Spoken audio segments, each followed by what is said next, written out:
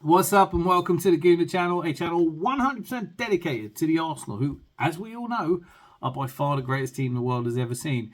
And nights just don't get any bigger at the Emirates. Tonight, we host Paris Saint-Germain in the first leg of the semi-final of the Champions League, the most illustrious competition in European football and the one which has so far eluded us. And look, I don't need to tell you as Arsenal fans, we have not exactly dined at the top table when it comes to European competition. In the 42 years that I have been supporting Arsenal since that first trip to Highbury in 1983, I have been blessed to see us win some fantastic silverware. The first piece of silverware in 1987, coming from behind to beat Liverpool in the League Cup final. In 89, that incredible 2-0 away victory at Anfield, which saw us lift the first league in my lifetime. 1991, for me, the pinnacle of the George Graham era, where we went through an entire season, losing only one game and conceding only 18 goals. The famous 1-0 to the Arsenal. And, well, that gave us our first stab at European silverware, because English teams had been blocked out of Europe since the Heysel Stadium disaster, and I stood on the North Bank excitedly waiting for us to beat Benfica, and when Colin Pates puts a goal ahead, having gone 1-1 at the Estadio de Luz, I really thought it was going to happen, and then of course it didn't. Two goals in injury time by Sergei Yuran, great goals as well, but scored right in front of me. And it was the lowest feeling I'd had in what had up to then been a really good couple of years. But I'm thinking we'll be back. Now, in those days, you actually had to win the league in order to qualify for the European Cup. And of course, under George Graham, we didn't. It started to fall apart a little bit. We won both cups, both domestic cups in 93, which qualified us for the 1994 Cup Winners' Cup. And well, that is to date the only European silverware I've seen us lift. Without Ian Wright in the final, who'd injured himself, and John Jensen, we were up against Tino Asprilla, Thomas Brolin, and Gianfranco Zola in a star-studded Parma attack. But Dave Seaman, Tony Adams, Steve Ball, Nigel Winterburn, and Lee Dixon were not to be beaten that night. And after Alan Smith had scored probably his best ever goal in an Arsenal shirt in the 20th minute, we held on and could not be beaten and lifted that European silverware. I can still remember it as if it was yesterday. I was so ecstatic. I actually injured myself jumping in the air and landing on my knees when Smith's goal went in. The very next year in 95, we made the final again. This time, no, George Graham had been sacked. Stuart Houston managed to get us there despite a really appalling league, form. And, well, it looked like we were going to go to penalties and then Naeem from the halfway line. That was hugely disappointing.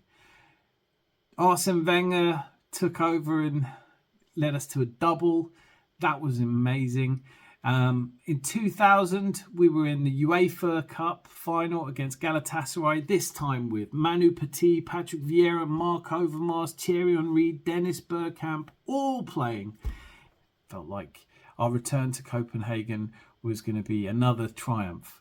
I honestly didn't see anything but a comfortable Arsenal win. So when the game played out to a very, very boring 0-0 draw and went to penalties, and Davor Suker, who we'd signed as one of the brightest stars in world football, was brought on in the 115th minute just to take penalties and missed his first one. Couldn't believe it. North London, it was not a pretty place, North London.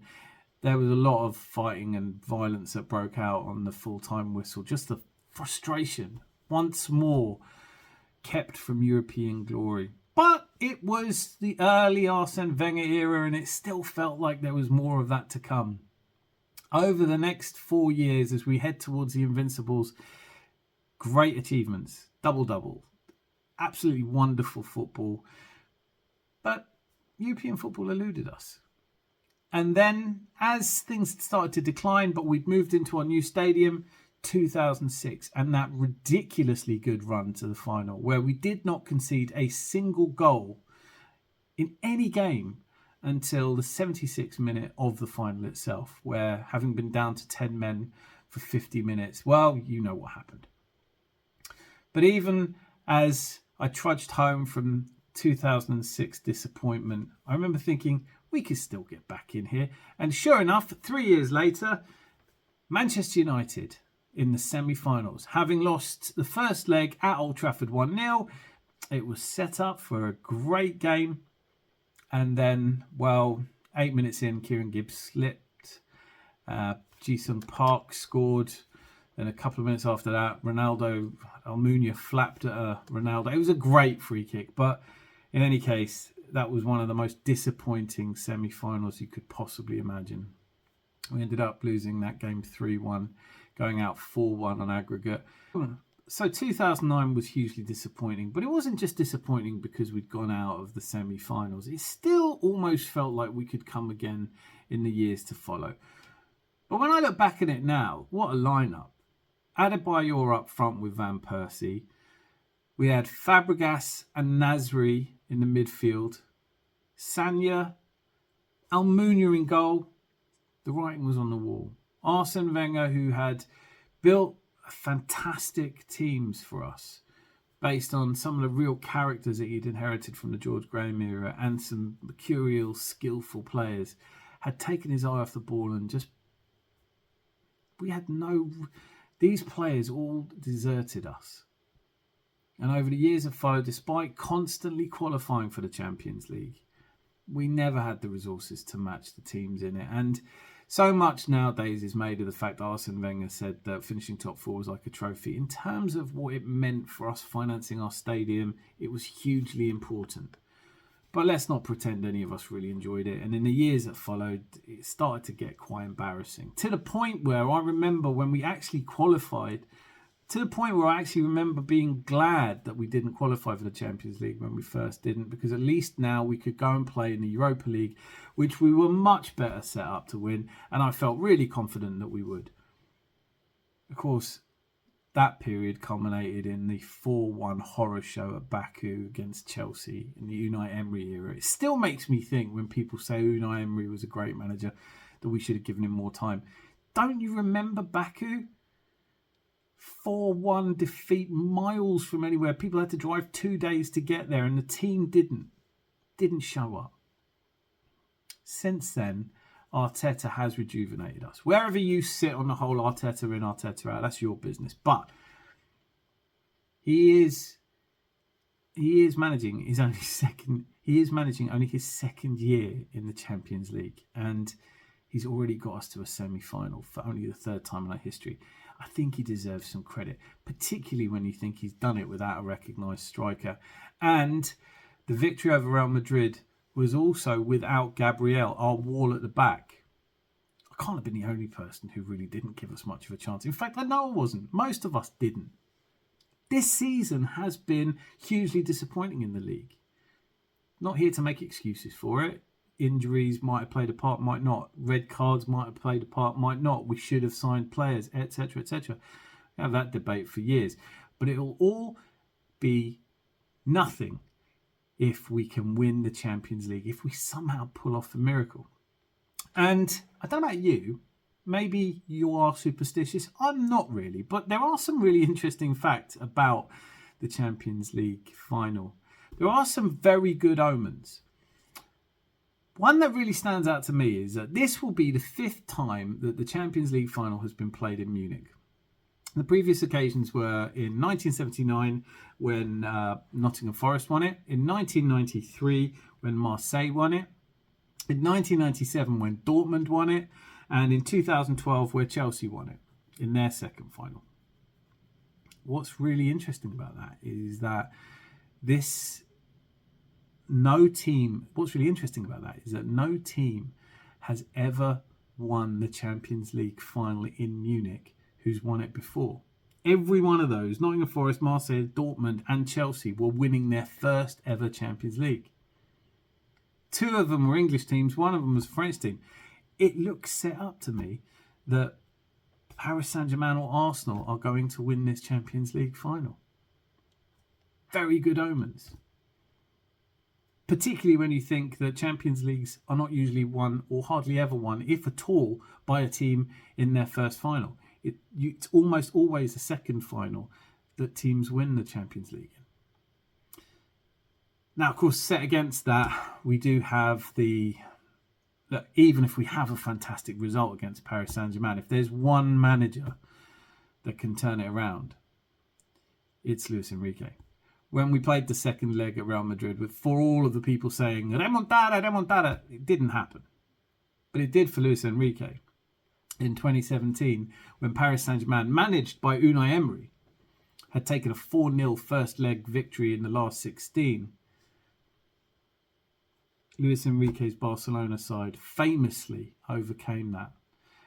What's remarkable about that is that since 1955, in the 213 occasions where a team had taken a 4-0 victory in the first leg of a knockout phase, it had never been true that no one had ever overturned a 4-0 starting deficit until Luis Enrique's remontada side, Barcelona. Now, he left Barcelona that season and they didn't ultimately go on and win it. So, and it's funny to think that when Unai Emery was selected as Arsenal manager, Luis Enrique was very much in the running. In fact, I still don't understand how Tottenham or Chelsea didn't make a bigger play for him. He did come and interview with both those teams, and for some reason it didn't work out. Paris Saint-Germain hiring Luis Enrique, to me, always seemed like the perfect fit. I know that we had a great result against them in October, and that's got to give us some confidence. But people will be quick to point out that Ousmane Dembele wasn't playing in that game because he turned up late for training, and Luis Enrique wanted to make a point of him. He has his own red lines. Who does that remind you of? He's very much the type of manager that believes in the team above the individual. So he's a fitting manager to come in at the end of the era of Neymar and Messi and Kylian Mbappe. This is, after all, the season after Kylian Mbappe, their best player, has gone to Real Madrid. Now, I don't know for sure how either team is going to line up tomorrow. I would guess, like most of us would guess, that Mourinho will go into the midfield position with Declan Rice as a 6, Mourinho as an 8, and have Trossard, who caused Paris Saint-Germain lots of trouble last time, interchanging with Mourinho in the way that he and Havertz did so effectively last time. Saka and Martinelli, certainly on the wings, can exploit Hakimi and Mendes, who are great, but a little bit vulnerable, as we saw in the game against Villa.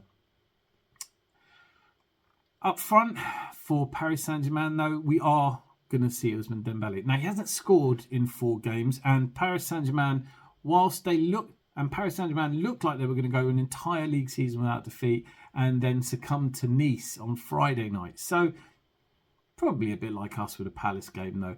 A little less well-rested than us. Probably, we are almost certainly going to see Havertz on the left, a fantastic player. I can't believe we didn't even try and sign him. Doué or Barcola on the right. It's said that if Barcola is playing, it's because Enrique expects to have less of the ball.